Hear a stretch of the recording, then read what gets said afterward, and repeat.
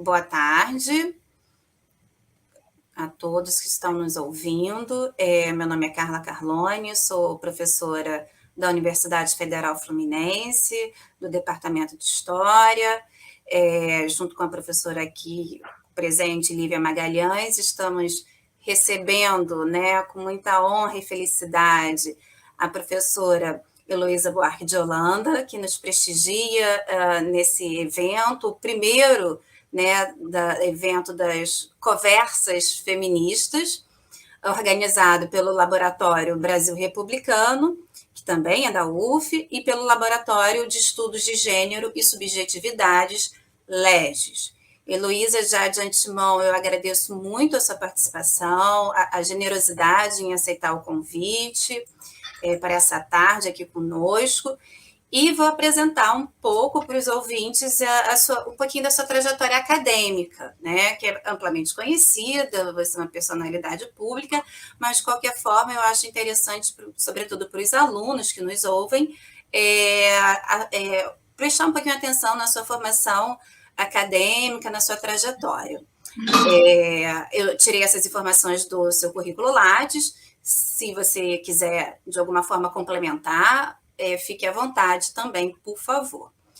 Heloísa Helena Oliveira Buarque de Holanda é bolsista de produtividade em pesquisa CNPq nível A1, possui graduação em letras clássicas pela PUC do Rio de Janeiro, mestrado em letras, literatura brasileira, pela UFRJ e doutorado em letras, também literatura brasileira, pela UFRJ. Fez doutorado em Sociologia da Cultura na Universidade de Colômbia. Atualmente é professora emérita de Teoria Crítica da Cultura da Escola de Comunicação e coordenadora do Programa Avançado de Cultura Contemporânea, vinculado ao Programa de Pós-Graduação Ciência da Literatura, da Faculdade de Letras da UFRJ. Sua atividade de pesquisa privilegia a relação entre cultura e política, trabalhando especialmente nos campos teóricos da teoria literária e dos estudos culturais. Se dedica às áreas de poesia, relações de gênero, relações étnicas, culturas marginalizadas e as questões colocadas pelo novo quadro econômico, político e cultural dos processos de globalização e desenvolvimento tecnológico. Teríamos muitos outros predicados e questões a serem destacadas na trajetória profissional da professora Heloísa Buarque de Holanda. Aqui eu destaco para o nosso evento 3 obras, né, que se relacionam diretamente, vamos dizer assim, com o nosso trabalho, com a nossa proposta aqui de conversa, que é a coletânea Pensamento Feminista Hoje, que são 3 volumes, o volume Perspectivas Decoloniais, o segundo volume Formação e Contexto, e o terceiro volume Conceitos Fundamentais. Coletânea, quatro. É uma coletânea fundamental, que reúne uma série de escritos de historiadoras, sociólogas, antropólogas, cientistas políticas, militantes, brasileiras e estrangeiras, e que ajudam nós a mapearmos o campo dos estudos feministas e do movimento feminista no Brasil e no exterior. Tá? E também destaco o livro Explosão Feminista, Arte, Cultura, Política e Universidade, publicado em 2018. Heloísa, novamente, eu agradeço muito a sua presença. Nós aqui estamos com uma proposta de uma conversa, né? Eu e a professora Lívia gostaríamos de lhe fazer algumas perguntas. A primeira, já eu coloco, que é pedir para você nos apresentar um pouco da sua trajetória em relação aos estudos feministas, à militância feminista, como se deu, né, de forma resumida, claro, esse seu interesse e como foi essa recente organização dessa coletânea e da sua última publicação a respeito do tema, e como isso dialoga também com a sua profissão diretamente, né, no sentido da sua formação no campo da literatura. Passo a palavra para você e novamente agradecemos, e agradeço também ao professor Mário Greenspan, que aqui não está conosco nesse momento no vídeo, mas está nos ajudando a organizar a parte da administração dessa gravação. Então, obrigada, professora, passo a palavra para você, e, enfim, estamos todas muito felizes em tê-la conosco. Obrigada pela apresentação. E eu também estou bem feliz de estar aqui. Eu acho muito importante para nós, mulheres, conversarmos infinitamente, indefinidamente e infinitamente. Eu acho que a nossa força está aí, a gente tem que trocar ideia, trocar experiência, trocar vida, trocar estudos, mas estar sempre junto, porque eu acho que é uma nova forma de viver, de bem viver, que as mulheres podem propor para esse mundo tão estranho, né, que anda hoje, tão individualista, tão duro, tão corrupto, tão estranho mesmo, violento. Então, primeiro eu queria agradecer, porque esse momento eu tenho certeza que vai ser um momento bom de afeto. E o meu encontro com o feminismo foi tardio. Eu, nos anos 60, quando você tem os primeiros sinais do movimento feminista aqui no Brasil, eu era uma ativista estudantil, como a geração, uma grande parte enorme dessa geração que cursava a universidade, e mesmo os cursos secundários eram, né? Era uma época de muita mobilização, mas muita mobilização mesmo. Então, a juventude estava toda muito empenhada em mudar o mundo, como se falava naquela época. A ideia era só essa, mudar o mundo e mudar tudo, né? E então eu fazia muito ativismo estudantil, muito ativismo cultural, pertencia ao CPC, que são os Centros Populares de Cultura da época, e todas aquelas organizações, mas as raciais, mas a feminista não, o movimento feminista eu não aderi, eu não sei bem por quê. Talvez porque eu não tenha cruzado na hora certa com as pessoas certas, mas isso foi adiado. Eu continuei meu ativismo e até que eu fui fazer um pós-doutorado nos Estados Unidos. E a data desse pós-doutorado foi uma data muito interessante. Ela foi em 1981. 1981 é a data do boom teórico do feminismo. Foi quando começaram a aparecer. É a onda que diz que tem o direito de interpretar. Então, é uma onda feminista, a terceira, como a gente conhece, que é aquela que começa a consolidar, inventar mesmo e consolidar um campo de pensamento feminista.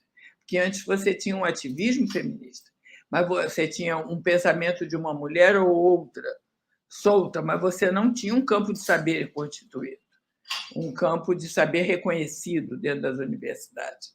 E foi nesse momento, isso foi criado nesse momento. E eu estava na Universidade de Columbia, em Nova York, nesse momento específico, e fiquei muito envolvida com o que eu via.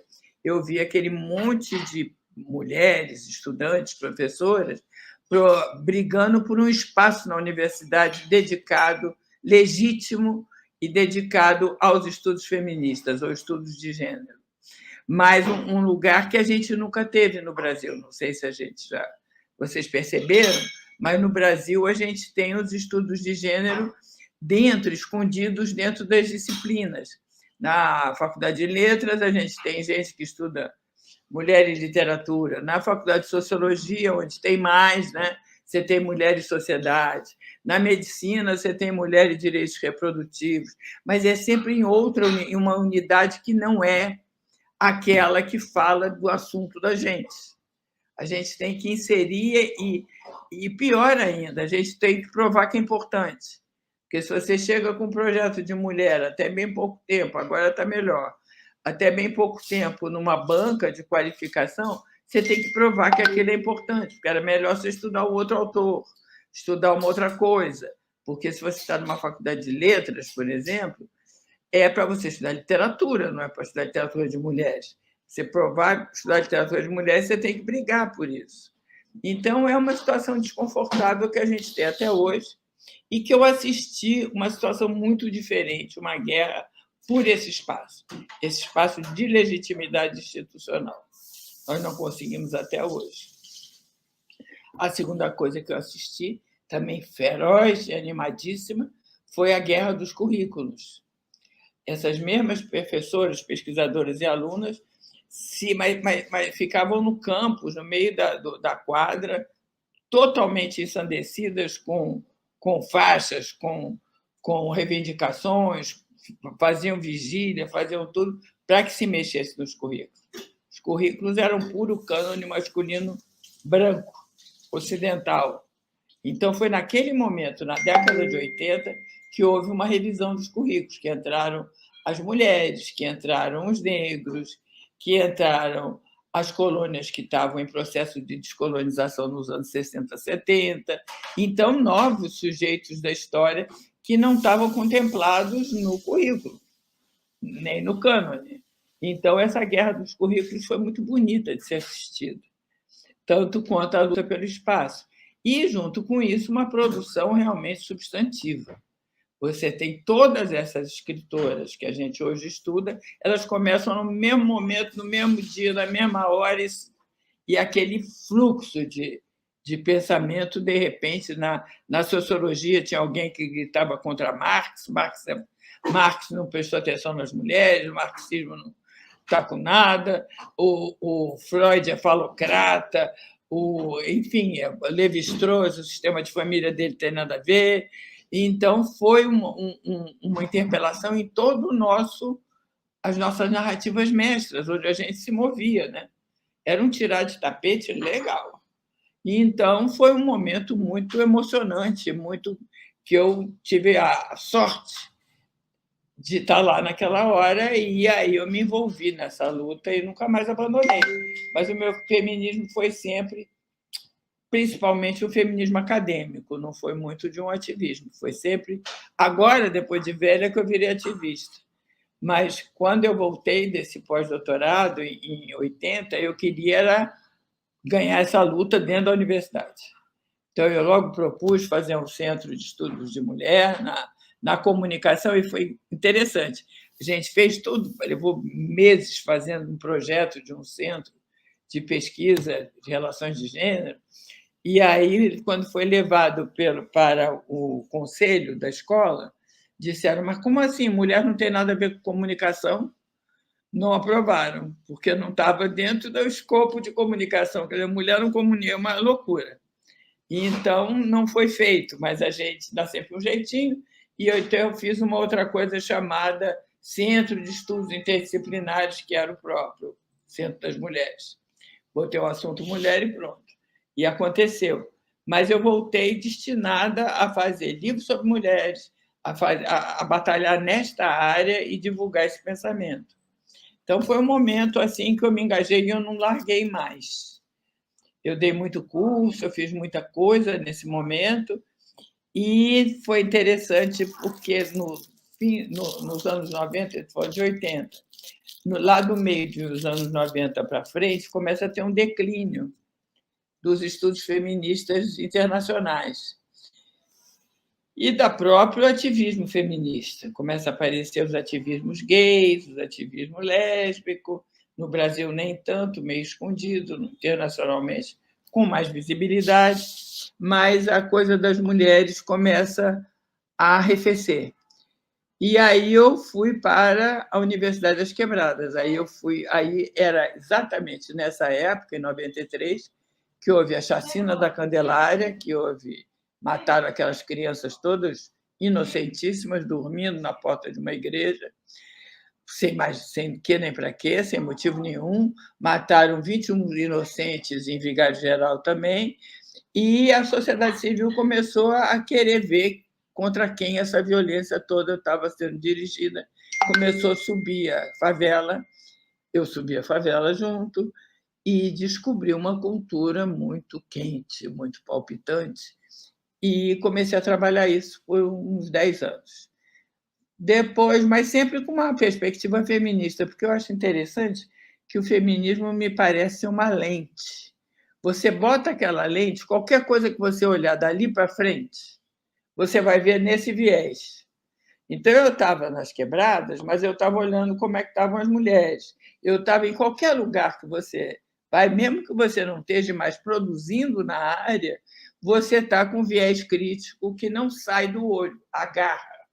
É uma coisa muito interessante, porque você não dá, é uma coisa assim que fica e você não pode tirar, você não esquece. Então, eu continuei assim, mas trabalhando mais diretamente nas periferias. Aí, quando chegou em 1915, teve aquela lei do Eduardo Cunha, que era não era uma lei, era um trabalho retroativo a uma lei já vigente, quer dizer, ele queria deslegitimar uma lei que já estava votada, que é a lei do aborto em caso de estupro. Ele achava que não devia ter aborto em caso de estupro, e a gente já tinha essa lei, e aí milhares de meninas apareceram do nada, assim, na rua, em frente ao fórum, e começou uma porção de marchas, uma porção de ativismo, e a gente chama que aí entrou a internet.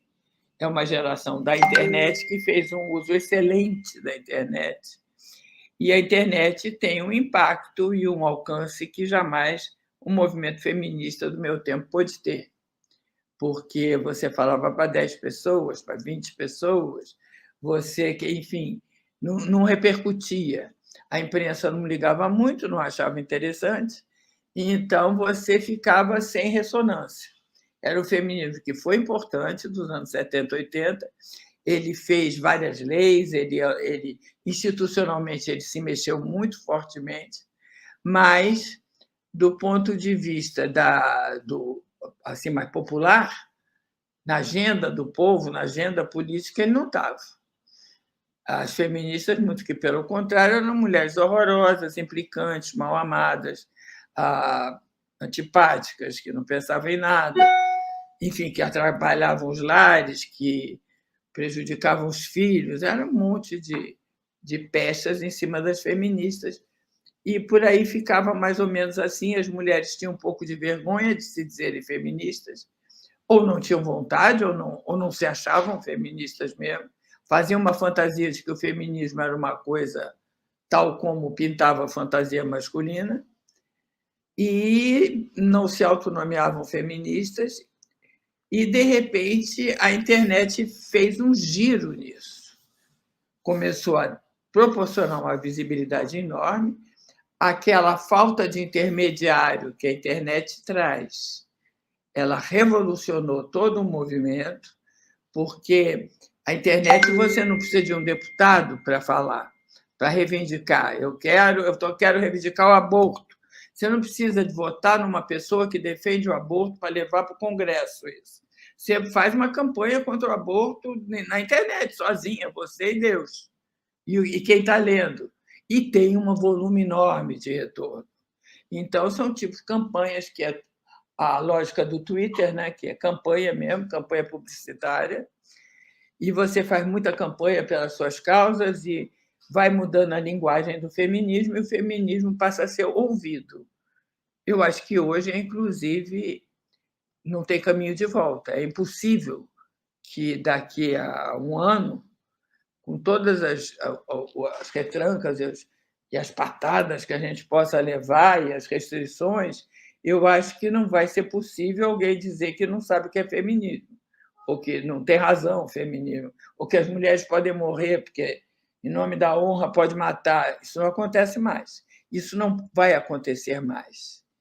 Quer dizer, esse último feminismo levou essa última onda de internet, ela levou o feminismo para as pautas de imprensa, para as pautas legais, para as pautas sociais, para o meio da rua, enfim, foi um passo, não digo que tenha sido um passo em torno das demandas. Feminismo é uma causa muito lenta, porque, se você olhar, nos anos 60, no primeira onda, que foi a sufragista, já tinha algumas demandas de mercado, por exemplo, que não foram satisfeitas até hoje. Mas vamos tomar a segunda onda, que é os anos 60. Os anos 60 pediu o aborto, a liberdade sexual, dona do corpo, a justiça no mercado de trabalho e a proteção contra a violência policial e direitos reprodutivos. Pedia isso. O que as meninas estão pedindo hoje? Exatamente a mesma coisa. Quer dizer, a gente não avançou nos ganhos, a gente não ganhou.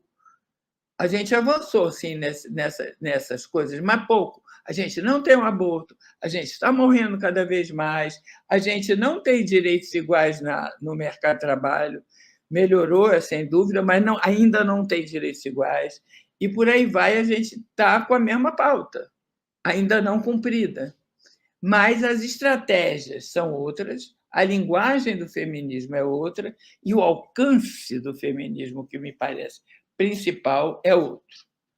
Então, foi aí que eu estou enredada agora, até hoje, por aí, e fiz essas últimas publicações. Primeiro, como eu estava muito interessada nesses primeiros momentos de mobilização feminista, eu tive uma encomenda de fazer um livro, A Explosão Feminista. Então, eu peguei em todas as áreas e foi interessante porque eu percebi que, na área da poesia, a poesia estava ativista, estava diferente, estava feminista, que a música estava feminista, que o teatro estava, coisa que não aconteceu nas outras gerações anteriores. O feminismo era uma militância, talvez por isso mesmo não tenha atraído tanta gente. O feminismo era também uma área, de conhecimento, também ficou confinado à universidade, mas agora não, agora estava em todas as expressões das mulheres. Então, na dança, no cinema, no tudo, absolutamente tudo. E ele vem plural, né? Ele vem bem que vem, ele veio com feminismo não apenas branco, que era tranquilão, ele falava por todas na maior conforto, e, de repente, o feminismo branco foi interpelado. Ele não é universal, ele não representa todas as mulheres, e esse feminismo que apareceu nesse momento, ele já veio totalmente fracionado, né? Você tem feminismo negro, feminismo indígena, feminismo asiático, feminismo evangélico, feminismo trans, feminismo lésbico. Você tem cada um com sua demanda específica e com sua linguagem específica, fazendo coisas diferentes, cada um em sua área. Quer dizer, o jeito de approach do feminismo negro não é o mesmo do feminismo lésbico. Cada um tem suas táticas de produção de linguagem. E isso é muito interessante. Então, se apareceu um quadro muito novo de feminismo. E eu, trabalhando com essas meninas, que eram fascinantes todas, elas eram muito jovens, não chegavam a 20 anos, e eu percebi que elas tinham uma força absurda. Elas saíam sem roupa na rua, escrito não é não, e ninguém tocava. O nome disso é força, é autoridade. Então, eu percebi que elas tinham milhares de potências aí imbuídas, mas que elas não tinham repertório. Elas nem sabiam que tinha tido o feminismo antes. Isso era uma novidade para as jovens, que tinham vários anos, desde os anos 60, que você tem investidas e investidas no movimento, né? Os nomes das pessoas, quem eram, que faziam, como faziam, não sabiam nada.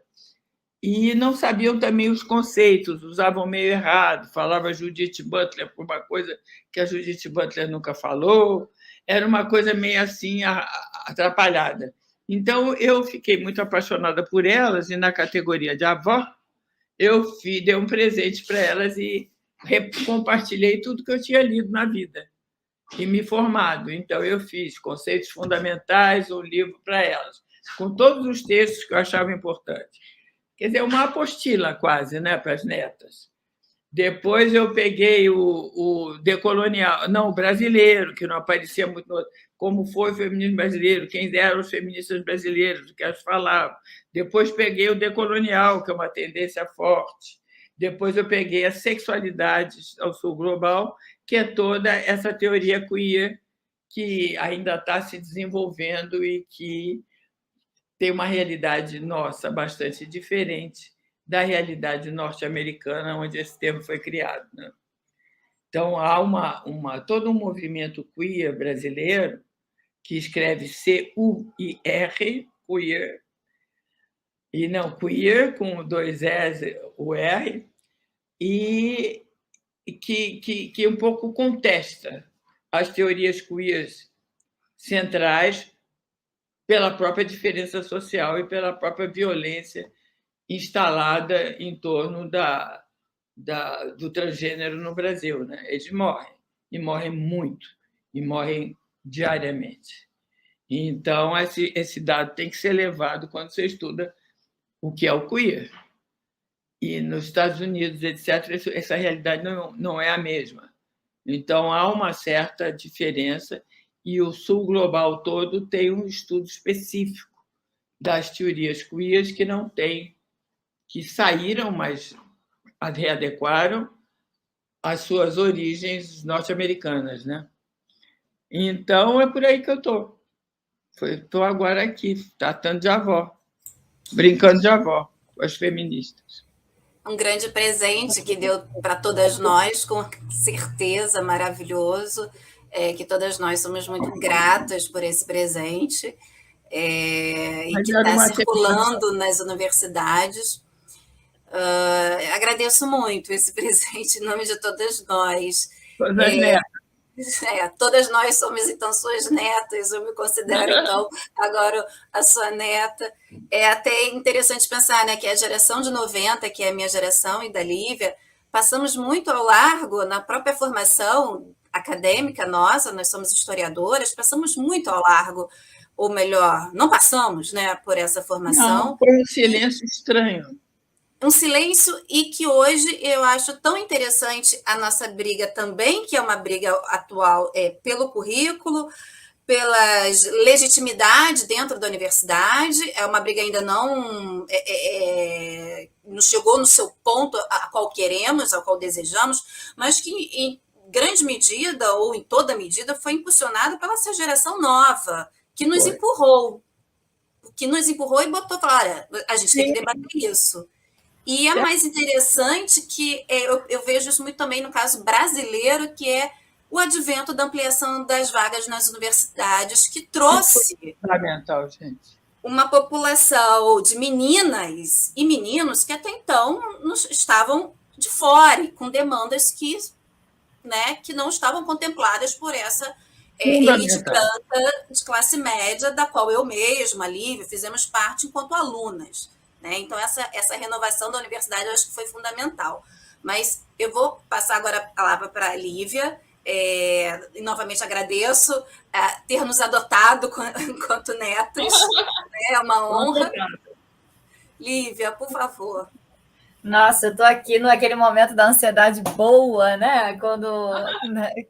Ai, muito bom te escutar, Lu. É sempre muito bom, né? E várias questões, eu já tinha uma pergunta mais ou menos formulada, mas tem tantas questões que eu acho que da sua fala que são importantes, né? Primeiro, eu fiquei pensando muito, Carla vai entender também aqui, quando você falou guerra de currículo, porque a gente também pode falar que continua a guerra de currículo, continua. Né? Recentemente, lá na UF, foi em 2016, foi feita uma reforma curricular, né? Então teve um seminário de currículo e tudo isso. Eu entrei na UF logo após o momento que terminou, decidiu-se pela reforma, e quando veio para colocar em prática toda a mudança.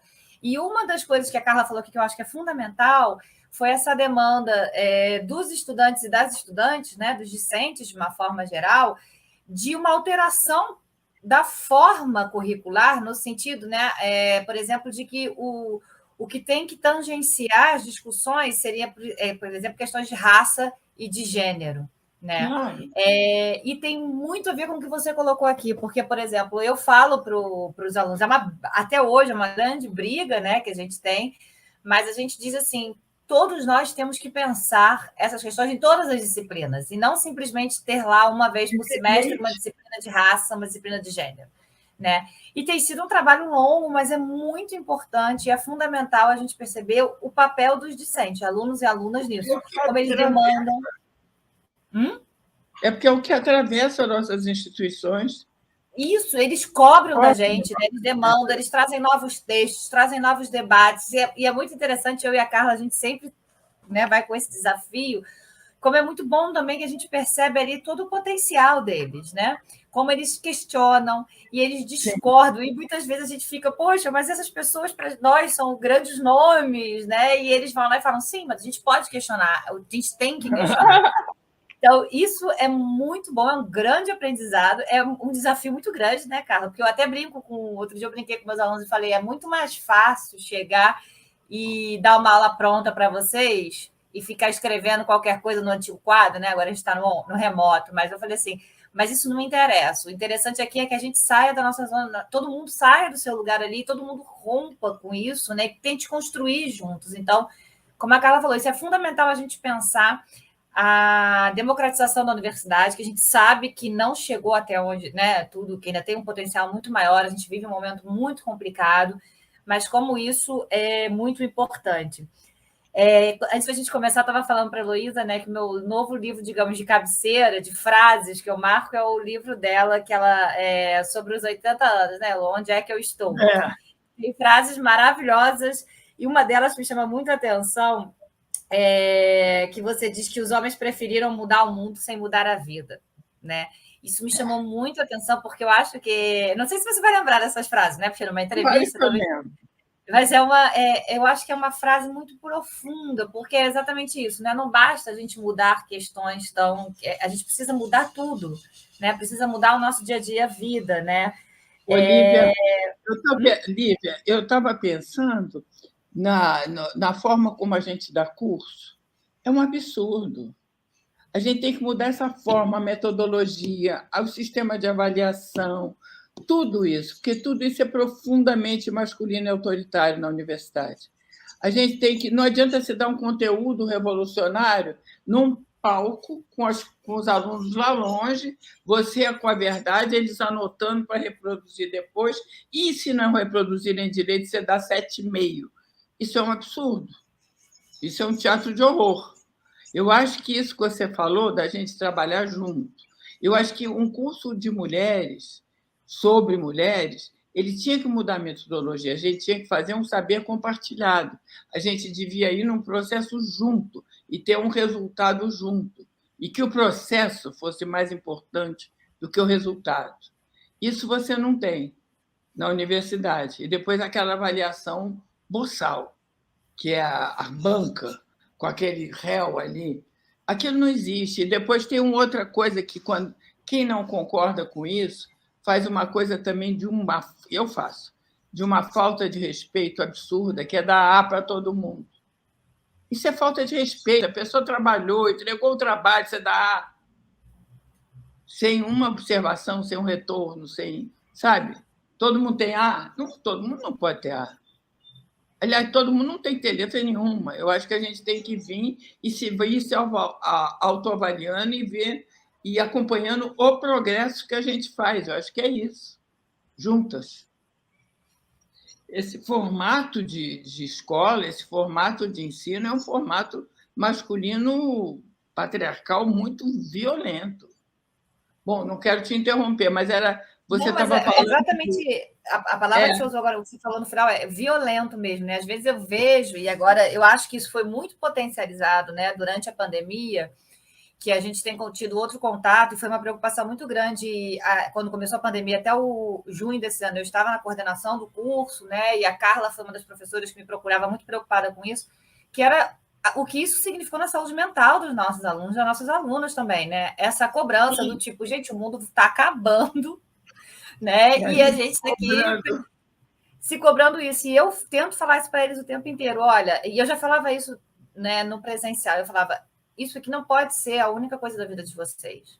Né? A gente tem que pensar, tem que transformar essas universidades, tem que transformar essas relações e tem que trazer experiências múltiplas para dentro da universidade, que também tem essa discussão. Né? Nós, dentro da historiografia, por exemplo, é uma coisa que às vezes é muito complicada, né? Tipo, isso não é tema, isso não é assunto, isso não é história. Quantas vezes, né, Carla? Isso não é história, isso é antropologia, isso é sociologia, como se não fosse melhor ainda a interdisciplinaridade.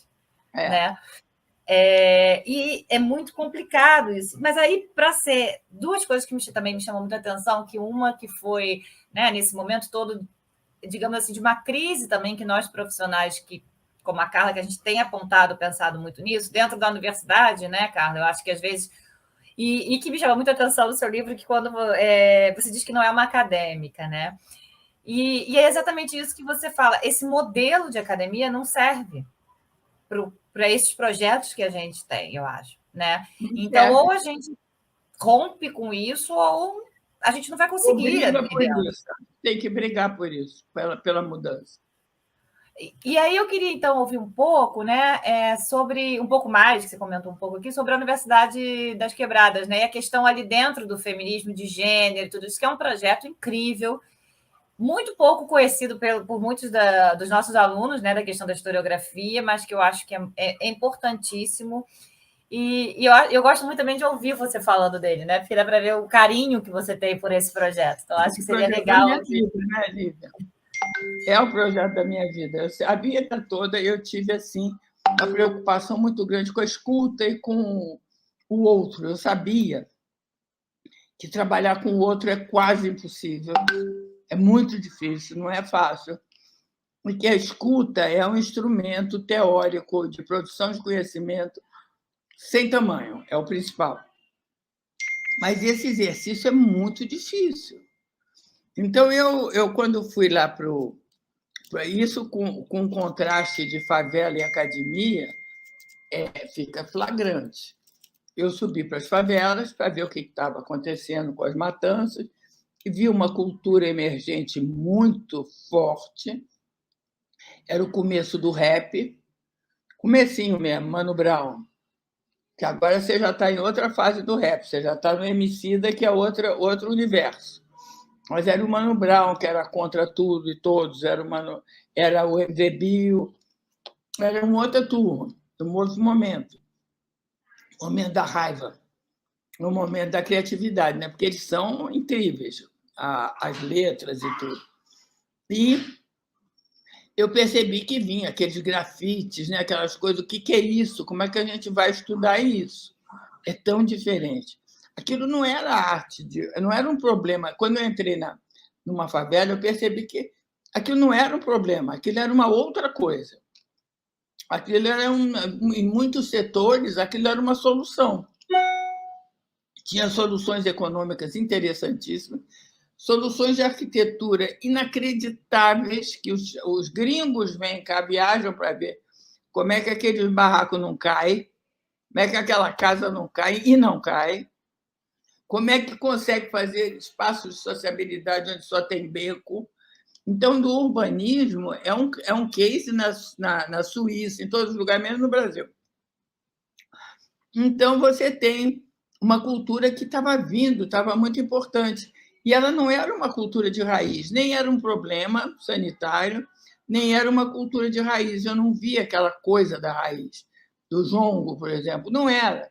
Era uma coisa diferente, era um rap, era o grafite. Grafite era japonês, você via traços japoneses. Então, a gente parou para pensar um pouco, fazer um protótipo. O que é isso? O que é a favela? E a gente percebeu que a favela era um laboratório também. Porque o que acontece com a favela? Um cara vem do interior, bem do interior, muitas vezes do sertão mesmo. Ele vem assim do sertão da Paraíba, que não tem emprego, e vem sozinho para o Rio, para a cidade grande, para poder arranjar um dinheiro e mandar para a família vir depois. Então, ele vai para uma favela, porque ele não pode pagar outro tipo de residência. Então, ele vai para uma favela. Chega lá na favela, ele vai trabalhar no centro, ou em obra, ou as mulheres vão trabalhar em casas de família, mas eles veem uma cultura que eles não conheciam. Eles veem uma cultura moderna, uma cultura de elite, eles veem um universo inteiro que nunca tinha passado por eles, que eles desconheciam total. Eles voltam para a favela e mandam esse dinheiro para a família no sertão, na Paraíba. É engraçado você ver que é um movimento contínuo. A coisa da favela não é raiz. É um movimento contínuo. E um movimento cultural contínuo também.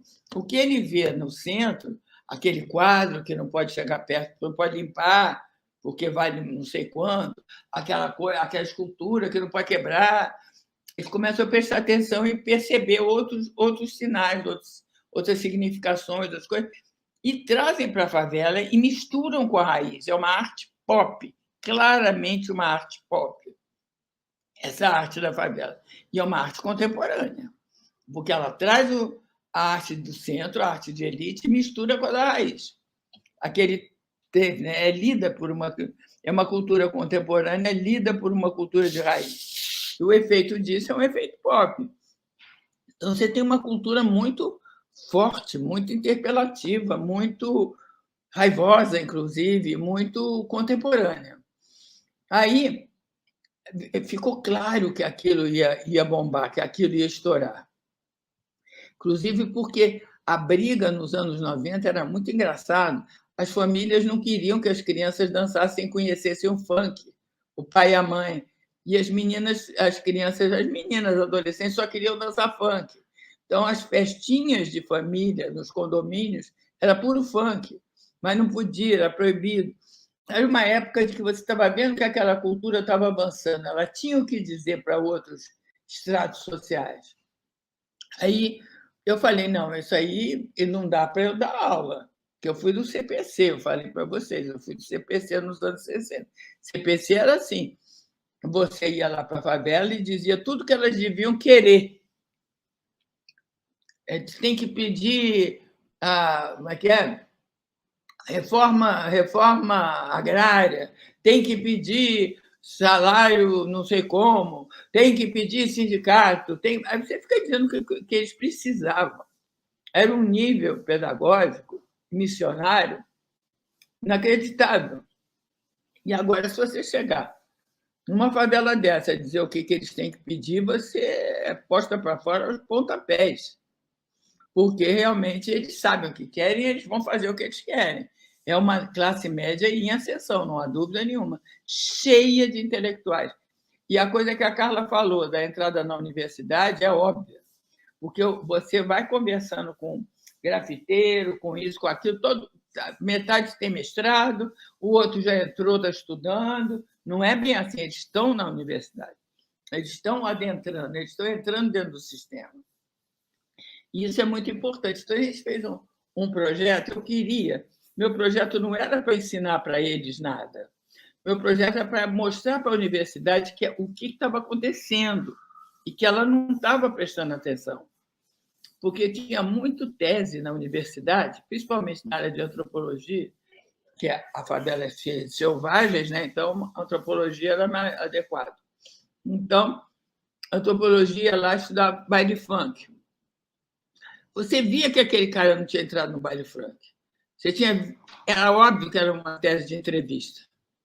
Ele estava sem sensibilidade contextual, ele estava sem sensibilidade histórica, ele estava sem, sabe, não estava dando conta do recado. Aí eu fiz primeiro eu fiz uma exposição chamada Estética da Periferia, em que a gente mandou com o Green Cardini, a gente mandou os meninos, os moleques lá da ONG dele, trazerem tudo que era bonito da favela, que eles achavam bonito. Eles trouxeram. Aí a gente fez uma montagem sensacional, tipo Disney, lá no Centro Cultural dos Correios, para ver com outros olhos, né? E eles trouxeram, foi calça de lurex, foi sapato com aquela plataforma enorme, não tinha o que eu esperava ver. o santo pendurado na parede do barraco. Não tinha nada. Aliás, não tem mais barraco. Então, não tinha nada do que o meu imaginário achava que era bonito na favela. O que vinha eram umas coisas pop, pop, moderna, moderna, moderna. E a gente fez essa exposição. E foi uma exposição inacreditável. Depois a gente foi para Recife e fez outra vez essa exposição Diálogos Urgentes, que chamou Dialogando o Rio com Recife. Porque Recife era lá que tinha as empresas de telecomunicação. Estava como é o nome desses telefones? Sony, Motorola, tudo estava instalado lá, era um ponto tecnológico, é um polo tecnológico, Recife. Então, é engraçado que ia para a favela tudo que era lixo tecnológico. Então, já era outra coisa, tinha guitarras elétricas incríveis, feitas por ele manualmente, tinha bonecos de disco, feitos em CD, lindíssimos. Enfim, eram coisas que a gente jamais pensaria que a favela era assim. Então, fizemos essas duas exposições. Depois eu pedi aos protagonistas dos projetos sociais e culturais das favelas para escreverem seus projetos, porque começou a academia a escrever e era, como eu te falei, muito de longe, não dava conta. Aí eu falei, tem que ter a versão deles. Que projeto é aquele? Quando você faz um projeto de sarau, vem uma professora de literatura e ouve o sarau e escreve um troço, mas não chega perto do que é. Porque o projeto de sarau deles é ascensão social, é palavra poder, é palavra cura, é outro vocabulário, tem a ver com o evangélico, tem a ver com... É outra coisa, é outro universo. Então, eu fiz eles escreverem esses livros para ter uma outra versão e inventei uma Universidade das Quebradas, que era isso, para a universidade ver, ouvir. Então, a gente dava aula para usar. Aí era para poder haver um diálogo, eu fiz uma entrada bem apertadinha. Era um edital em que você tinha que ter uma carta e tinha que ter um portfólio, não precisava ter escolaridade, podia ter só primário, mas tinha que ter um bom portfólio, para poder a gente trocar, né? Então, a gente teve artistas de periferia, ativistas de periferia, que eram dialogáveis, e a gente fez um diálogo total o tempo todo, era um laboratório de tecnologia social. Então, a gente passava uma aula de filosofia por um professor de filosofia bom e recebia uma aula de, por exemplo, de ideia de violência, que é a violência, ou que é a violência no grafite, ou que é o rap, o que diz o rap, ouvido por eles falando, né? Havia uma troca entre a academia e a periferia, que a gente dava uma coisa e recebia a outra. Era uma forma de parceria. A ideia utópica era a gente construir um terceiro conhecimento. Não era nem de um nem de outro, mas isso nunca rolou. Mas o processo, o esforço, foi lindo e é lindo. Agora, foi interessante, já tem 12 anos, a gente fez avanços incríveis, formou mais de 700 artistas que mudaram na vida total por conta da universidade, saíram com um repertório forte a seu favor, que é um repertório acadêmico mesmo, foi divulgado, foi passado para eles, e, principalmente, eles foram reconhecidos, né? Reconhecidos como sujeitos. Eles tinham que dizer, eles tinham que ensinar, então não eram aqueles objetos, aqueles selvagens que a gente estava olhando dançar. Não, eram pessoas que podiam falar e ensinar. Então, esse reconhecimento deu muita moral para eles e eles saíram. A diferença da volta deles para o mercado é bem grande. E a universidade tomou um pouquinho só, porque ela é reativa. Ciência dessa revolução que está lá fora, né? Mas, quando começou a pandemia, é engraçado que as mulheres das quebradas elas tomaram uma iniciativa e fizeram um coletivo para estudar. Aí, em vez de estudar, a gente resolveu registrar a pandemia. Então, fizemos primeiro um canal no YouTube grande com um programa chamado Pandemônicas na Pandemia, que foi incrível.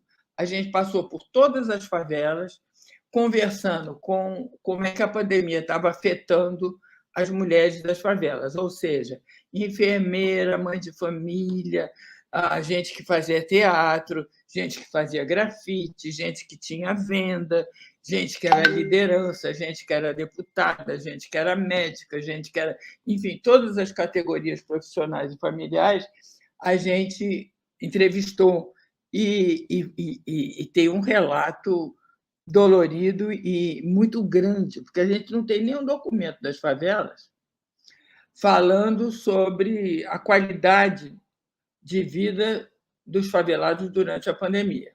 A gente tem quantidade. Tantos mortos, 50 tomaram vacina, 30, mas é quantitativo. Esse relato do cotidiano das favelas durante a pandemia só a gente tem. E são 36 programas de 2 horas. É um acervo que eu tenho um orgulho louco. Aí, depois da gente ter feito esse trabalho bonitão, a gente resolveu ir em frente. E estamos dando oficinas de escrita e de leitura, mas que, na realidade, são conversas muito grandes sobre tudo que é tema.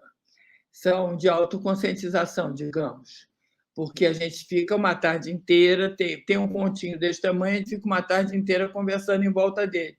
Mas aí sai muita coisa, e elas estão escrevendo em torno. O que é uma coisa muito linda, porque as mulheres juntas, era o que eu estava falando, elas acontecem. É só para a mulher. Elas ficam sem... Elas soltam a língua fica solta.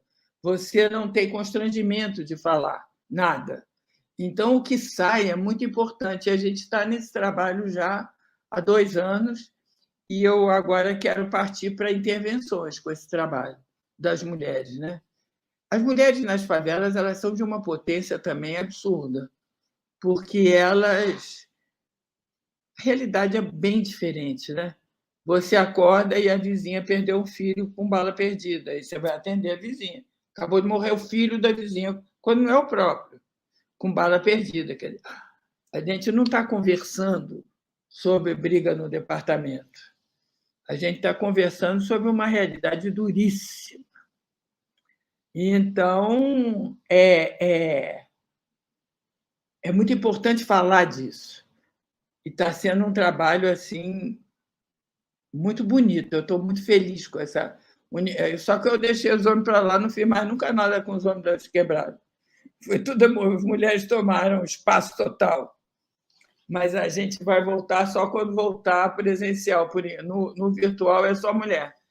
E eu acho que foi um ganho grande. Eu acho que a gente também não se separa mais, porque tem muito a ser feito. Mas muito. Era isso. Obrigada. Uma coisa que eu acho, que a gente tem que fazer sendo feminista, que é quando você pensa, você tem que fazer. Não dá para a gente ficar fazendo conta que a favela tem um índice de mortalidade infantil de tantos milhões e você não vai lá, não dá. Não dá. Tem uma coisa que eu acho que no feminismo você tem que cruzar o ativismo com a pesquisa. Um certo ativismo, você não precisa nem ir lá, mas alguma coisa você tem que fazer, alguma providência você tem que tomar. Por exemplo, na questão antirracista, eu tenho uns amigos que abriram um grupo de estudo chamado Branquitude, para você saber como se comporta e ir empurrando isso para políticas públicas, empurrando isso para escolas, empurrando isso... Mas é sobre o branco, não é sobre o preto, que é a forma melhor que você tem hoje de pensar o antirracismo, pensando a raça branca. Né? Então, tem sempre o que fazer. Eu acho muito difícil uma pesquisa que não envolva uma ação depois, mesmo que não seja uma ação de subir o morro, entendeu? Não precisa ser essa, mas alguma coisa que transforme alguma coisa, né? Obrigada, Heloísa. Isso, nossa, a sua fala faz a gente pensar milhões de questões que poderíamos ficar aqui lhe explorando assim o dia inteiro. Mas a gente pode voltar, não é conversa de mulher?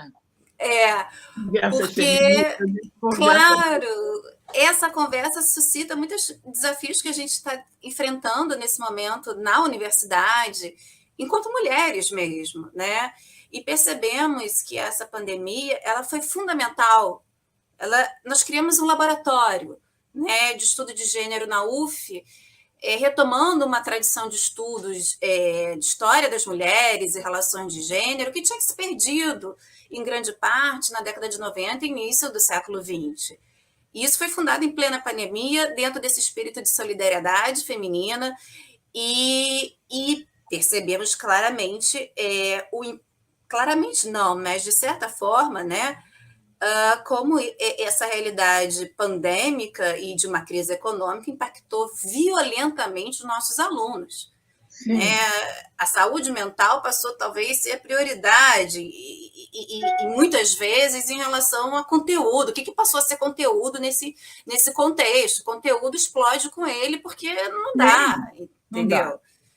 Não dá. Mas, avançando um pouquinho, eu gostaria de lhe perguntar, e aí é uma curiosidade própria e do nosso próprio grupo de estudos, você como professora, pesquisadora dentro da área da literatura, né, e com escritos sobre, e para nós na história é um desafio, pensar como a escrita feminina no campo da literatura, não necessariamente uma escrita feminista, mas uma escrita feminina, escrita de mulheres, pode nos ajudar a entender, a compreender formas de transgressões, formas de questionamento de hegemonia, de uma masculinidade hegemônica, ou até mesmo um enquadramento a padrões pré-estabelecidos de relações de gênero, e sensibilidades, subjetividades que possam nos ajudar a entender um pouco por outras fontes, que não as fontes, vamos dizer, clássicas e talvez óbvias no campo da história, que é essa escrita feminina que às vezes é muito solitária, né? Às vezes eu acho que não sempre é muito solitária, se eu não estou equivocada. E eu gostaria de ouvi-la um pouquinho sobre suas sensibilidades e expectativas e até mesmo, né, o que você descobriu nesse universo ao lidar com literatura e feminismo. O que isso tem quais são as relações que a gente pode estabelecer, ou pelo menos algumas relações, por favor? Carla, eu acho, em primeiro lugar, você escreve a partir de sua experiência social. Não tem como você escrever de outro jeito, né? Não existe a musa. Então, ninguém te inspira. Quem inspira é a sua vida, a sua experiência, o que está te acontecendo. E, então, é muito nova essa possibilidade da mulher de falar desse seu universo. Ela não falava. Ela até o século XIX inteiro, é uma literatura feminina muito benquista, aliás, mas que falava de flores, de jardins, de bem-te-vis, de amores, de ciúmes, de coisas possíveis, mas muito distantes e muito delicadas. E talvez levada pelos próprios homens, que sempre definiam as mulheres assim, como sensíveis, delicadas, como intuitivas.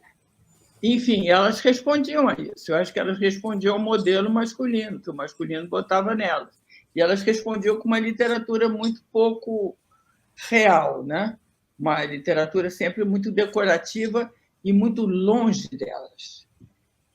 Como se elas estivessem decorando alguma coisa ao longe, mas elas não estavam muito ali. Com a medida que o tempo vai passando, você vai começando a chegar perto disso. Você vai começando a ter, por exemplo, duas poetas que eu acho fundamentais que nessa virada foram a Ana Cristina César e a Adélia Prado. A Ana Cristina César ela tem toda uma poesia que mexe, ironicamente, com os atributos, as coisas que são atribuídas às mulheres, como sedução, engano, segredo, fala baixo, ao pé do ouvido, esse tipo de coisa, cochicho, já não é os passarinhos, mas são coisas assim que as mulheres fazem para enganar os homens, digamos. ou sedução, que é uma forma de enganar também. Então, ela brinca com isso muito, ela foi muito forte nisso. Ela fala com um interlocutor, todas as poesias dela conversam com alguém, esse alguém ninguém sabe que é e não consegue pegar, porque ela não deixa pegar. É um branco esse interlocutor. E ela fala dessas coisas, de luvas de pelica que ela vai tirar, e das coisas que ela está vivendo, mas sob o prisma do espelho, enfim, não sei se eu me fiz entender, o espelho do engano, digamos. Tá? E aí você tem, na área da literatura, já a Adélia Prado, foi pelo outro lado. A Adélia Prado é o cotidiano de uma senhorinha que mora no interior de Minas Gerais. Ela é dona de casa e ela passa a poesia toda fazendo goiabada, descascando peixe, fazendo umas coisas assim, mas olhando para a perna do marido. Ela tem uma sexualidade explícita, ao contrário da Ana Cristina. Enquanto ela está fazendo aquelas obrigações, a cabeça dela está pura sacanagem. Então, você tem aí 2 exemplos, são duas mini porradas que a gente levou na virada dos anos 80, na poesia brasileira, que desestabilizaram um pouco aquela mulher que decorava as palavras, que decorava as frases, né? Flores, perfumes e não sei o quê, e amores impossíveis. Então, você tem essas duas que desestabilizaram um pouco a quantidade de teses que a Ana Cristina se matou. Isso é um dado a mais que mitificou ela muito. E a quantidade de teses que você tem sobre a Ana Cristina é um estudo à parte. A Ana Cristina sacudiu com uma multidão de leitoras que ficaram grudadas nela, querendo saber o que ela estava querendo dizer. Ela não dizia bem, ela intuía, ela negaciava. Mas é uma coisa inacreditável. Eu fui orientadora dela. Então, eu tive esse pecado, porque essas meninas todas faziam teste e conversar comigo para saber quem era a Ana Cristina, como é que ela se vestia. As perguntas não eram literárias. Era quem era aquela coisa, aquela mulher. O que era aquilo? Ela despertou uma ansiedade nas mulheres enorme. E toma de tese, e toma de tese. Não tem um departamento que não quer 10 teses sobre a Ana Cristina. Depois passou-se um pouquinho o tempo, veio toda uma geração seguinte, que é a geração dos anos 90, imitando a Ana Cristina. Imitando é maldade. São excelentes poetas, não imitaram nada. Elas desenvolveram a Ana Cristina, elas partiram dali. Partiram dali e jogavam com aqueles dados de formas diferentes. Então, você tem todo um monte de poetas, é o tom da poesia feminina dos anos 90. Depois, nessa virada da quarta onda, das meninas novinhas da internet, Ana Cristina já tinha dito uma coisa bem interessante na crítica dela, porque ela fazia crítica também. Ela dizia assim, como é que é? As mulheres falam de coisas belas, falam de coisas etéreas, falam disso tudo, mas não falam de temas de mulheres. Porque, bem, ela também não falou de temas de mulheres, ela falou de estratégias de mulheres. Mas temas de mulheres, a experiência dela, pessoal, ela não trouxe. Ela trouxe as estratégias de sobrevivência, digamos, né, para os homens de enganação, sedução, mas eu acho que é sobrevivência, que as mulheres usavam. Então, essas novinhas entraram de cabeça e começaram a falar de temas de mulheres.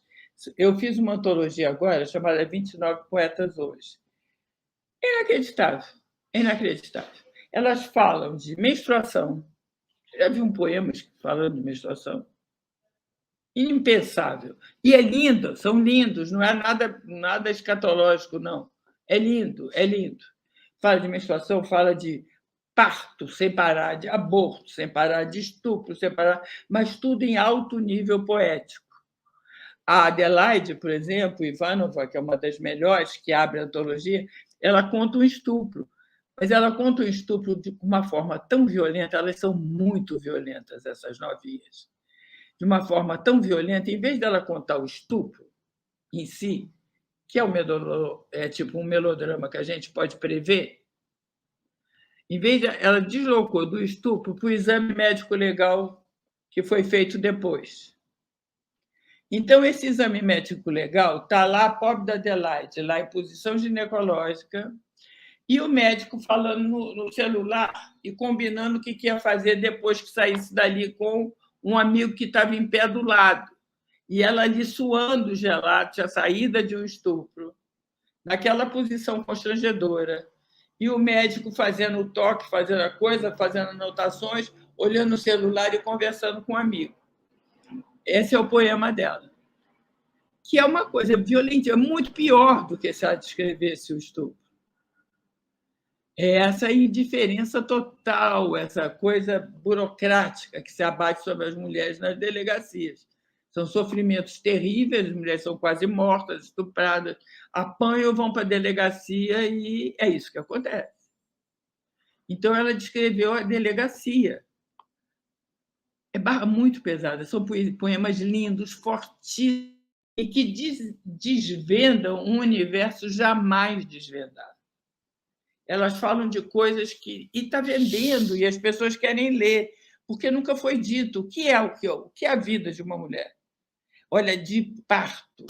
Tem uma menina jovenzinha lá do Sul. Ela chama Marília Flor. Ela é doula de vacas. Ela mora no campo. E ela fez o parto de um bezerro. Ela descrevendo o parto desse bezerro, o bezerro, quando sai da vaca, ele arrebenta a vaca de uma forma. Parece que está te arrebentando. É um filho seu te arrebentando, entendeu? É o tamanho do filho. O tamanho de qualquer bebezinho nosso é daquele tamanho. Não há dúvida nenhuma. Isso não é dito, né? Mas esses bebezinhos de 3 quilos, eles têm o tamanho de um bezerro, porque a sua vida toda vai estar assim, depois. E então, é uma poesia que está contando uma caixa preta que nunca foi contada. Então, eu acho que é da maior importância, mais importante até do que bandeiras femininas no meio da rua, feministas no meio da rua.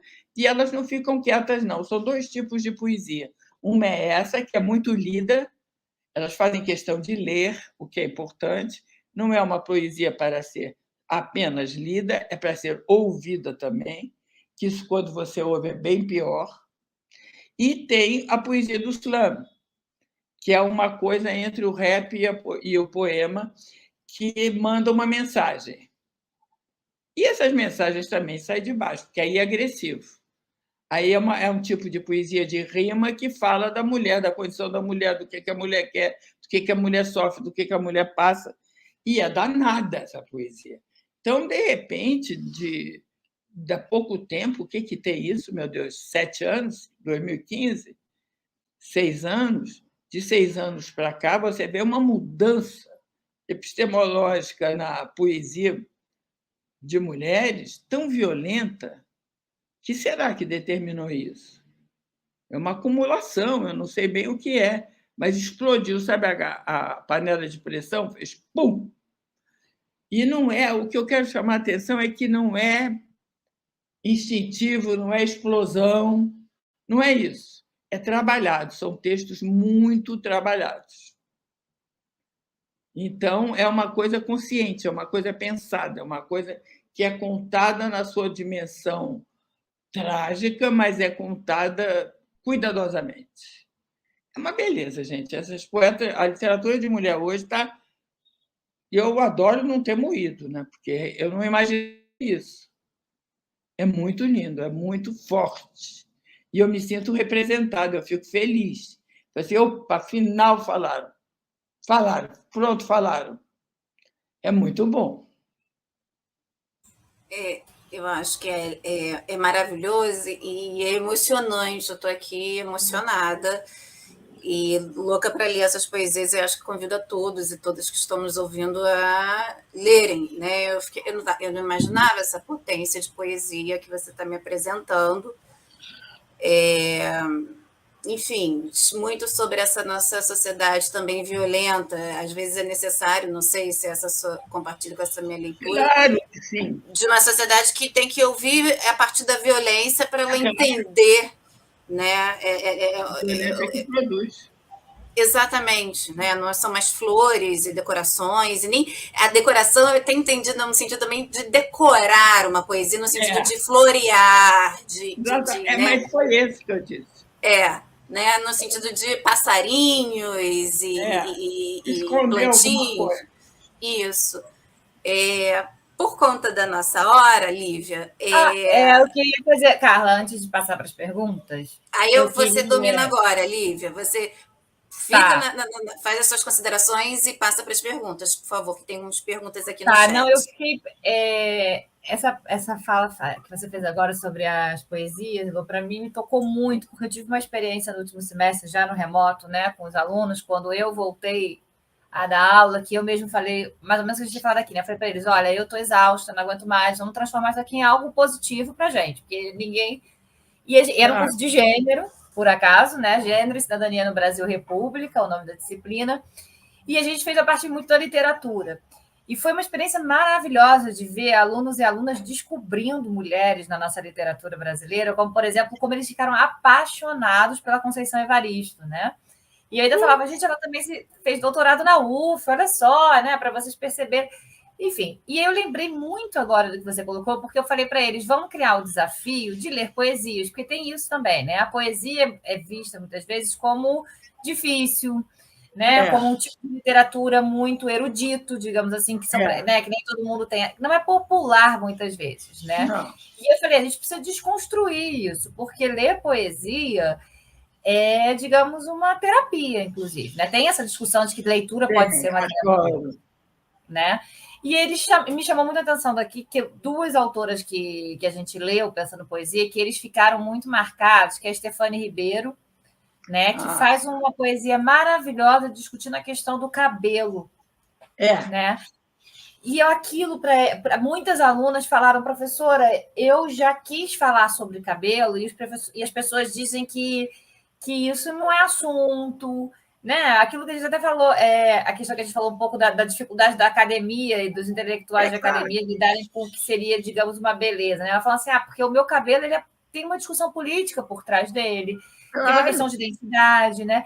E a poesia da Stefane Ribeiro é maravilhosa. É aquele TED Talk dela, né? Que ela fala, eu quero poder... É muito... Foi o que você falou. Ela fala, como é que é? Eu quero poder ser fraca, né? Que também, para muitas mulheres negras, ele é fundamental, essa discussão, né? Que, ao mesmo tempo, a ideia da fraqueza da mulher é da mulher branca, né? Aquela coisa da delicada, do cuidado. Então, como eles conseguiram perceber isso através dessa poesia. E outro que foi maravilhoso, que eles adoraram, é um útero do tamanho de um punho, da Angélica Freitas. É maravilhoso, né? E aí eu ia lendo, primeiro eles riam, aí eu ia lendo para eles, que eu adoro ler para os outros, né? Então eu ia lendo para a turma, e aí, de repente, eles estavam rindo, aí eu percebi que eles iam ficando num silêncio, numa coisa, eles falavam, professor, isso é muito intenso. Então eu acho muito importante o que você colocou, e aí eu fiquei pensando, antes de passar para as perguntas, né?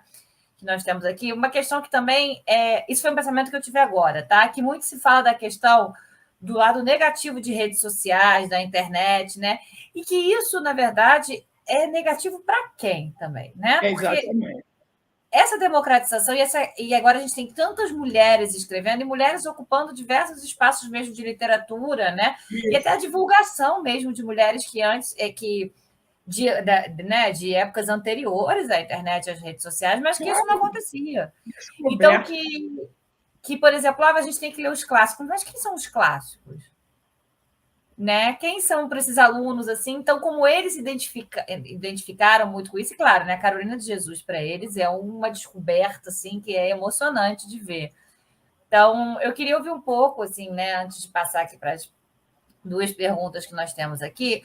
Você, né, como da comunicação e tudo isso, se você já teve que lidar um pouco com essa discussão dessa crítica, principalmente eu acho que vem muito de intelectuais, né, e de acadêmicos, das redes sociais hoje, né? De que ela, por exemplo, diminui muito a questão da escrita. Eu falo para eles, eu vou inclusive dar uma aula amanhã, vai ficar fora do tempo isso aqui, né? Porque está gravado, mas que eu trabalho com meus alunos no curso de escrita sobre o uso do Twitter, por exemplo, para a escrita.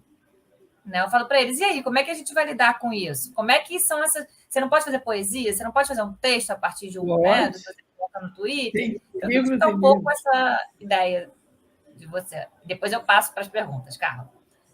Eu acho que a internet tem um uso ruim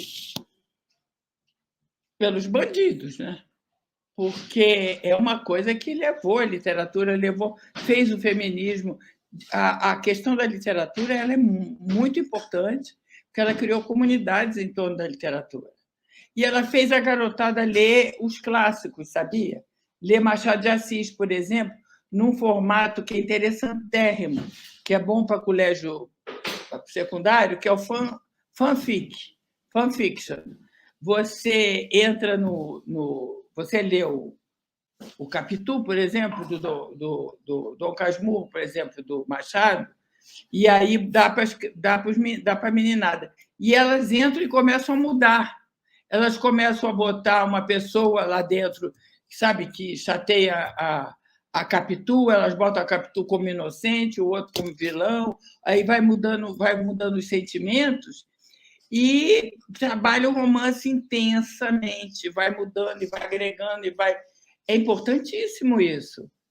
Tem o Dom Quixote tem milhares de fãs, milhares, que ficam brincando disso, de mexer no Dom Quixote, mas que leram Dom Quixote, que gostaram do Dom Quixote e que estão passeando em terras de Dom Quixote, em terras de linguagem. E que é muito importante. Eu acho que não, eu acho que é uma tecnologia nova. Eu me lembro que, quando começou a aparecer isso, veio essa pergunta, né? Para o bem ou para o mal? Aí eu li uma coisa do Humberto Eco que eu fiquei bem fascinada. Que Humberto Eco lembrou que, quando apareceu a escrita não, a prensa, os intelectuais todos se apavoraram porque a humanidade ia perder a memória, porque até então era literatura oral. Então, no que aparecesse a prensa e registrasse o oral, ninguém ia mais ter que lembrar. Então, a humanidade ia ficar sem memória. Agora dizem que vai ficar sem linguagem, que não vai escrever mais direito, que não faz mais isso. Mas isso é o pânico com as tecnologias que chegam, eu acho. Eu acho que nada a ver. Eu acho que tem muito assunto aí dentro, muita coisa importante dentro das redes e das coisas para serem feitas. O problema é quando você contrata pessoas para fazer fake news, matar pessoas. Mas isso aí você tem também fora da internet, né?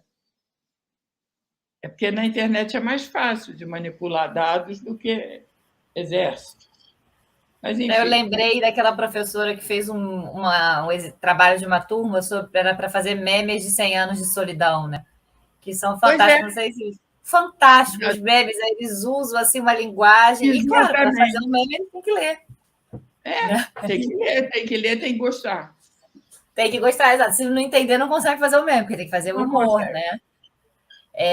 Eu acho que é uma ferramenta exatamente isso. E de novo, né? Isso vai muito, principalmente, eu acho, com quem talvez não tenha tão acessível esse discurso mais elitista, né? Ela é mais democrática, o acesso. Bem mais. A gente tem uma pergunta... tanto quanto agora, né? Nunca. Não, isso do Machado de Assis também, né? Que os alunos falam, também teve um fanfic. Acho que vários, né? Vários autores se interessam por isso. Eu acho fantástico, assim. Temos uma pergunta da professora Caroline Carula, que é uma amiga querida e também colega do nosso laboratório, do LEGES. Né? Aliás, temos uma antes da Carolina Forte, que não está aqui, que a pergunta dela era: como você consegue ser tão maravilhosa, Heloísa? Sim, que é a pergunta que todos queríamos fazer. Ai, meu Deus, estou trabalhando muito e tendo muito cachorro. Pronto, agora que ela se apaixonou de vez, tendo muito cachorro. Cachorro e vendo telenovela compulsivamente. Também adoro. Eu falo para os meus alunos que o meu sonho é orientar quem vai fazer uma monografia sobre as Helenas do Manuel Carlos ao longo das décadas. Eu adoro telenovela, pode ser péssima, que eu adoro.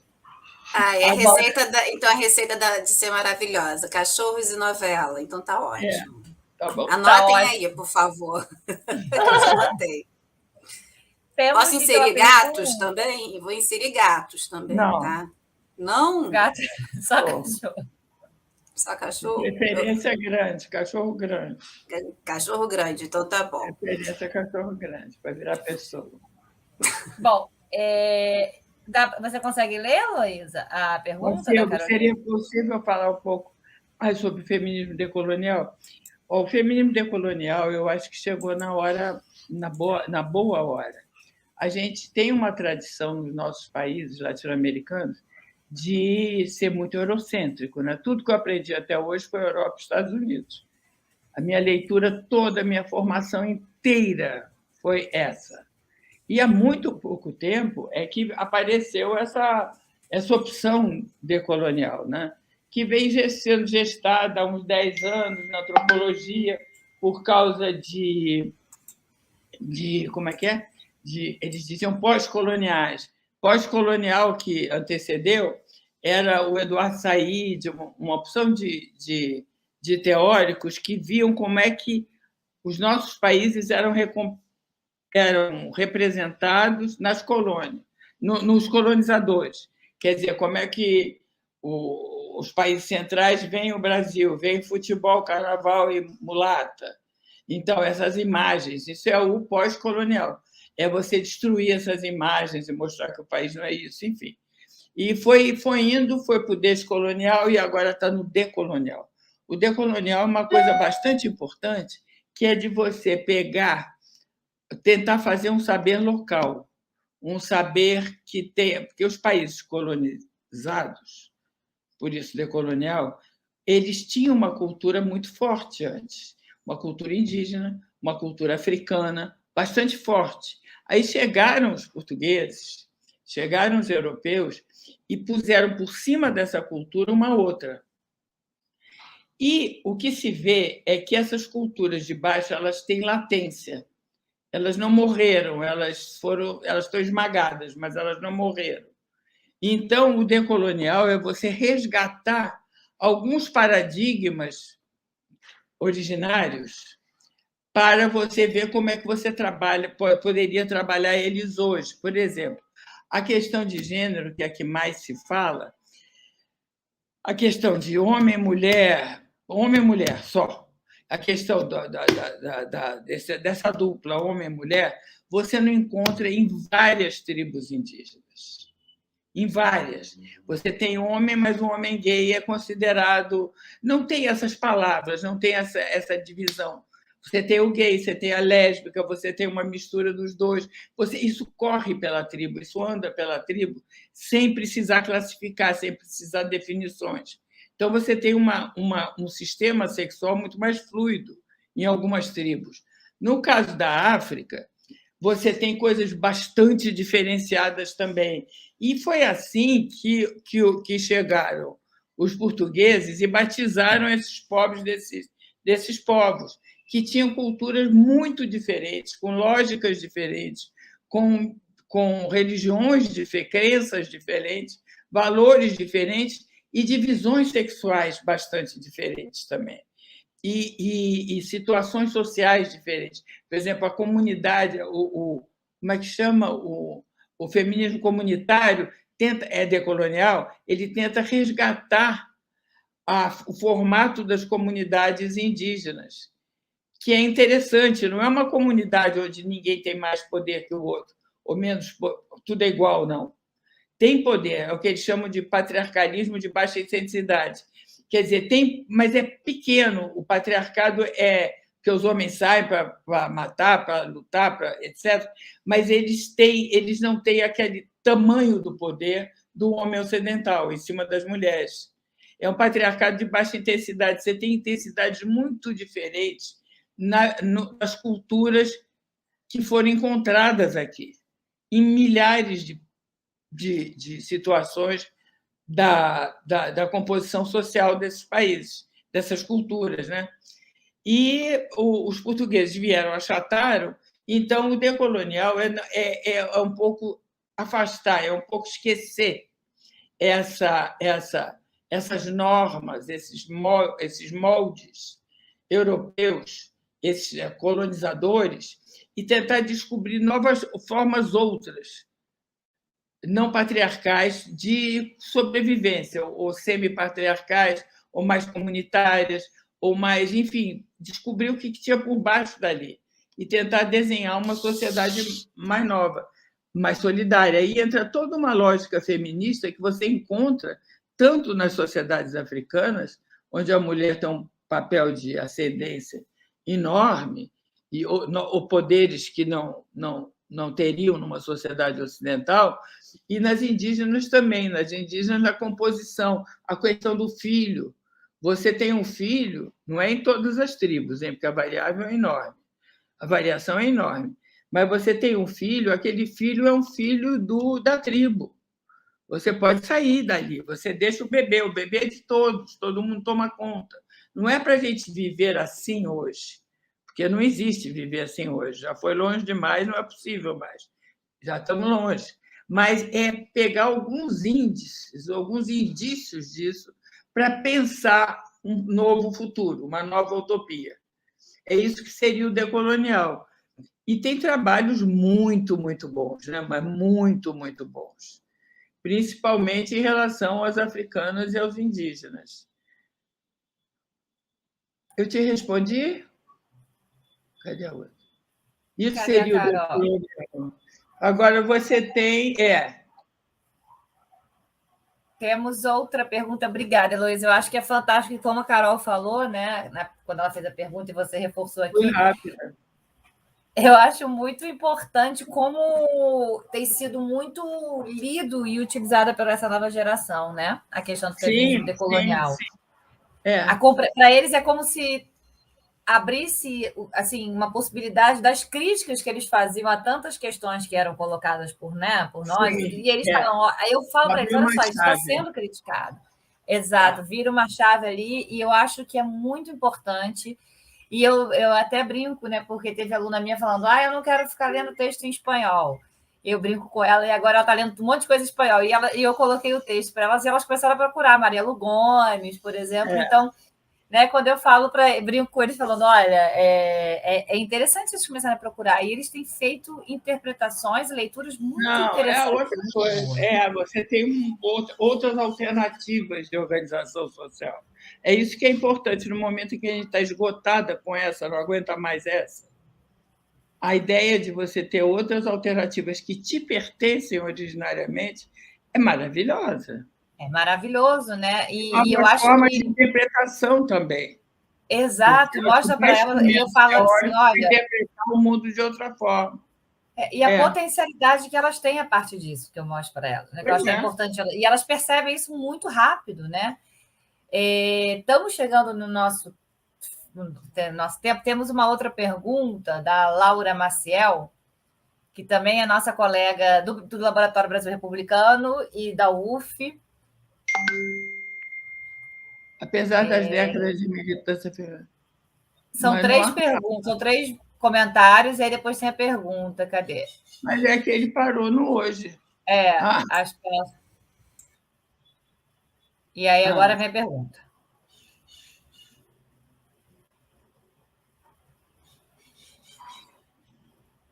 Vai avançar essa pauta?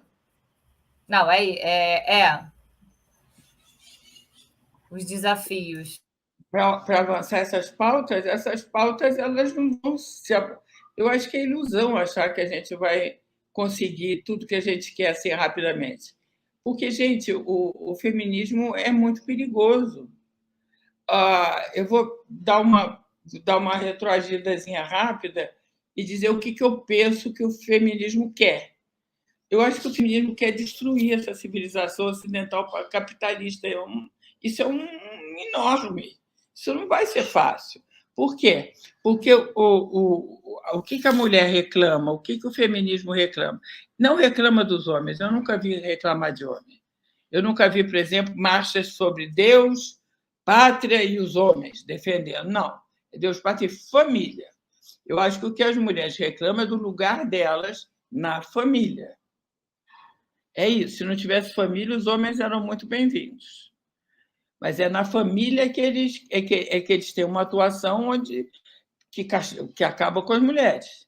Então, você tem uma unidade familiar feita pelo capitalismo, bem no comecinho, que está em Engels, que é diabólica. Você tem o como? Você se divide assim, você tem o homem, que é a força de trabalho, e você tem a mulher, que é para sustentar essa força. Então, ela sustenta de duas formas. Ela sustenta passando a roupa do outro, alimentando, botando ele calmo, apto e perfeito para ir trabalhar mais, né? Confortável, tudo direito para ele, cheiroso para ele trabalhar mais. E você tem essa mulher também reproduzindo mais força de trabalho, tendo mais filhos. O trabalho que ela tem com esses filhos é de educação. Ela tem que educar esses filhos para o mercado. Porque vocês reparem, agora tá mais folgadinho, mas no meu tempo era terrível. Porque se vocês tinham um filho que era poeta, vocês diziam, eu não fiz, sei o que eu fiz de errado. Meu filho quer ser poeta. Ele tinha que querer ser uma coisa produtiva. Ele tinha que ter querido ser um engenheiro, um médico, um advogado. Aí ele seria bem-sucedido. Aí a mãe falaria com orgulho, meu filho está muito bem, ele está numa firma de engenharia.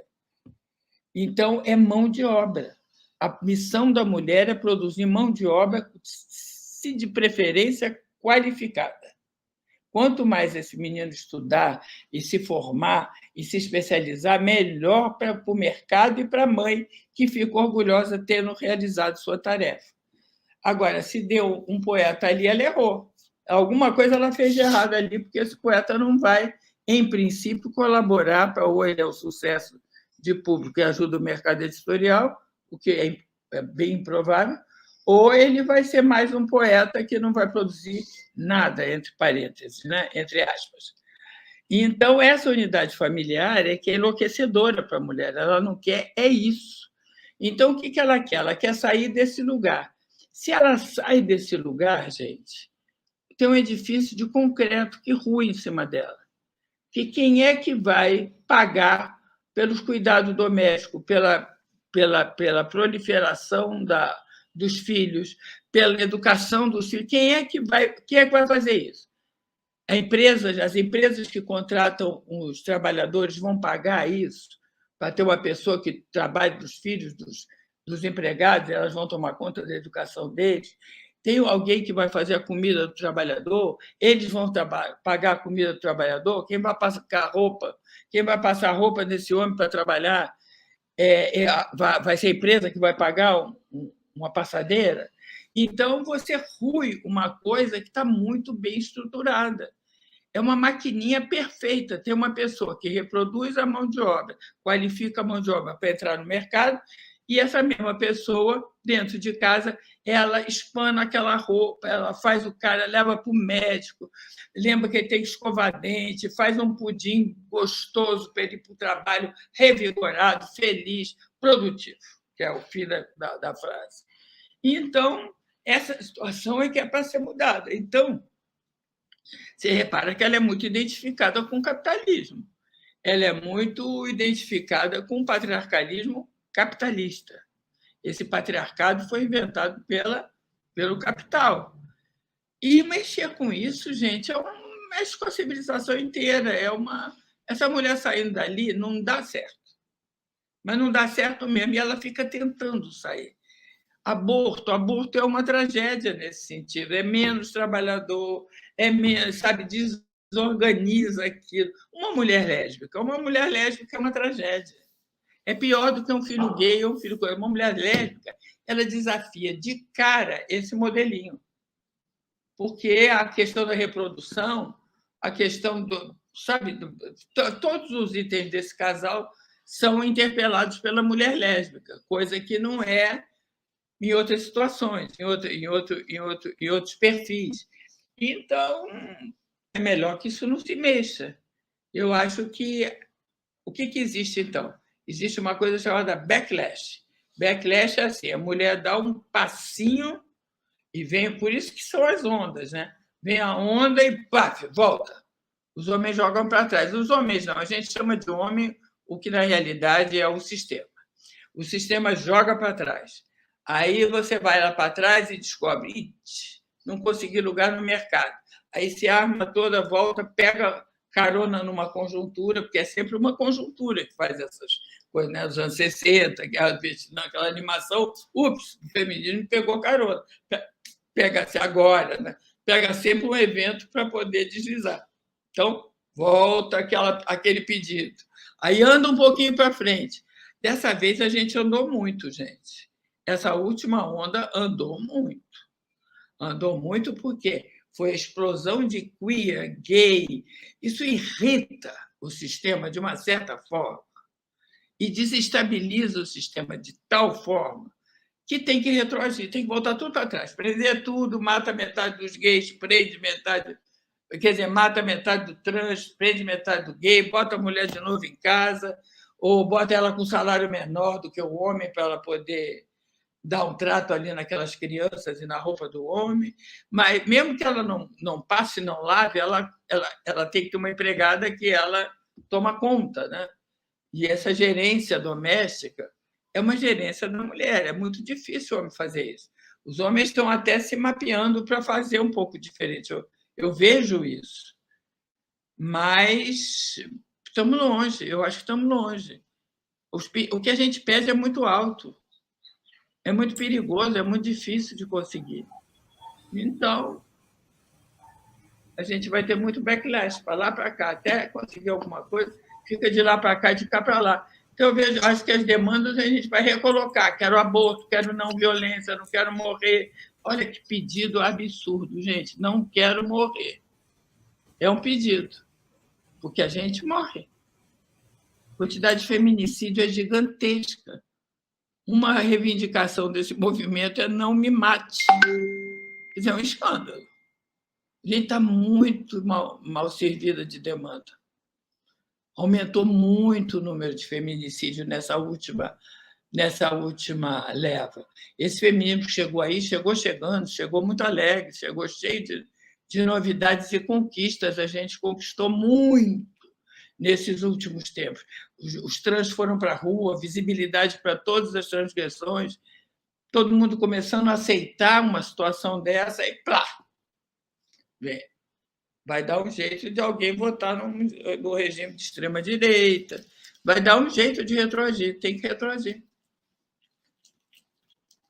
Eles ficaram tristes. Não, é pensativas, Heloísa, que, enfim, né, é a confirmação desse contexto que a gente está vivendo, de extrema violência, como reação ao movimento feminista, mas também não só ao movimento feminista, ao movimento gay, ao movimento negro, é de extrema violência, né? São coisas que a gente vê no cotidiano que eram inimagináveis há 10 anos atrás. Inimagináveis. Quando a gente fala do avanço, né, de um suposto avanço da civilização, e pelo contrário, né? A gente abre os jornais e vê exatamente isso, né? É um cara que outro dia subiu em cima do carro de uma mulher que deu uma batidinha no carro dela e destruiu. Você viu o ódio ali e ainda chama ela de negra e outros impropérios, com uma criança no carro. Então a gente percebe, né, nessas explosões masculinas que não é só uma violência da masculinidade hegemônica, é uma reação estrutural. Uma estrutura. É uma reação que representa não só ele enquanto indivíduo, mas representa todo esse patriarcado que está dizendo: não, eu não quero que você esteja aqui, eu não quero que você dirija, exatamente. Eu não quero que você se coloque, eu não quero que você, negra, seja uma mulher que dirige, que tem emprego, que está com seu filho, que está gerenciando a sua vida. Eu não quero, eu não aceito. Volte para o seu lugar. Isso aí a gente consegue entender no contexto dessa pandemia também terrível, esse grau absurdo de feminicídios. Porque qual é a resposta a isso? A meu ver, colaborando com o que você coloca, é a reação, a nossa reação. Né? É uma contra-reação. Coloque-se no seu lugar, volte para o seu lugar. Né? Lívia, você quer encerrar e fazer comentários a respeito da lista, por favor, de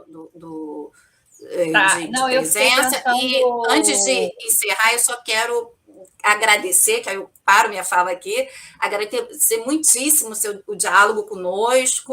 A gente vai continuar. E eu quero continuar. Você me adotou, eu quero continuar. Você falou que eu sou sua neta, então agora eu vou cobrar. A gente está junto.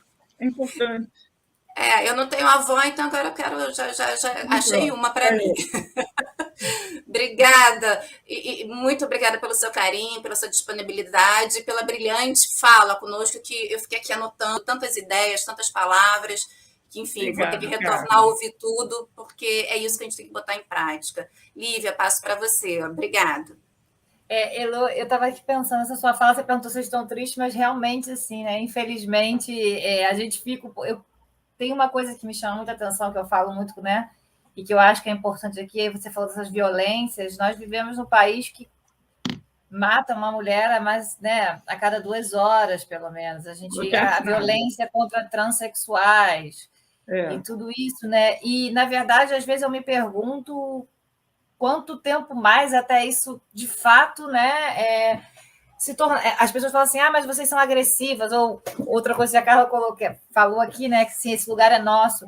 Quantas vezes a gente ainda ouve hoje tanto, né, Luísa, do tipo, vocês são muito agressivas quando a gente fala em reunião, né? Ou vocês são sempre de cara feia, ou vocês não precisam falar assim.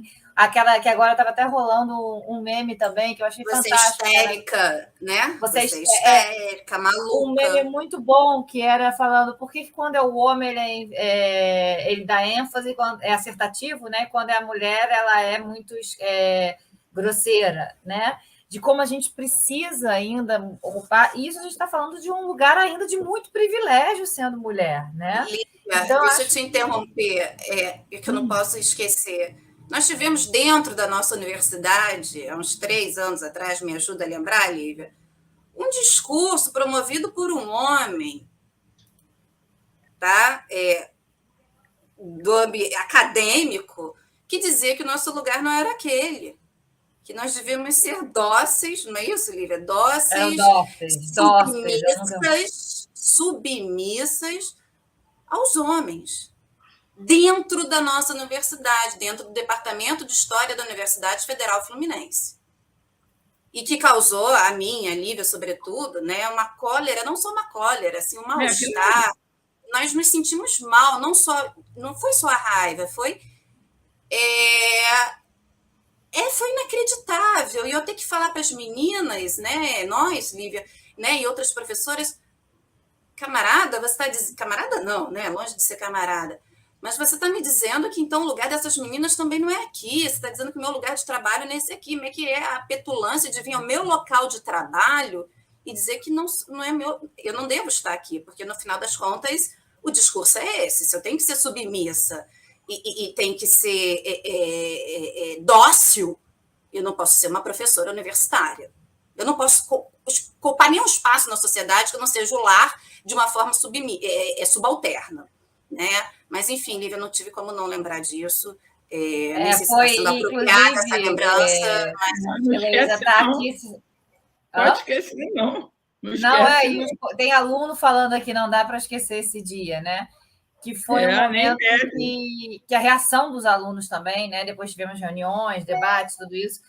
Eu acho que foi muito importante. Então, acho que essa é uma questão que, assim, que a pergunta, né? A última pergunta que fizeram... Tem muito a ver, a gente ainda tem muito para levar adiante. Eu acho que passa, assim, eu agradeço muitíssimo você ter vindo aqui colocar isso para a gente, a forma, inclusive, que começou, né, essa conversa, que tem muito a ver com isso. Olha, mudar isso, passa por nós mudarmos as estruturas mesmo, né? Isso é transformar esses espaços de debate, de democracia, escutar. E se tem uma coisa que às vezes eu falo muito isso, né, para os homens ao meu redor, eu falo assim, gente, vocês precisam aprender a escutar. O homem tem uma necessidade de falar sobre tudo o tempo inteiro. Vocês não precisam falar sobre tudo. Vocês podem ficar quietos, vocês podem escutar. Escutar é bom, né? E a gente precisa falar, eu acho que isso é muito importante. Mas eu não tenho palavras para agradecer, Luísa. Né? Foi a segunda vez. Infelizmente, dessa vez não foi presencialmente. Formando um blocão para se fortalecer umas às outras. Também acho. A gente tem que transformar. Depois a gente volta a se falar, faz outro encontro, vocês vêm no parque, Eu acho importante que a gente faça um. Ai, com certeza. As alunas e alunas estão ali super empolgados, né? A maioria toda minha mandando WhatsApp também, aqui Não, tudo feliz. todo mundo tem que se juntar, porque senão ele não ganha essa. Exatamente. Tivemos, né, outra oportunidade quando eu tive o prazer de conhecer você naquele evento da Travessa. Então, a gente agora espera que a gente possa, na próxima, conseguir ir pessoalmente. Sem dúvida, mesmo por virtual.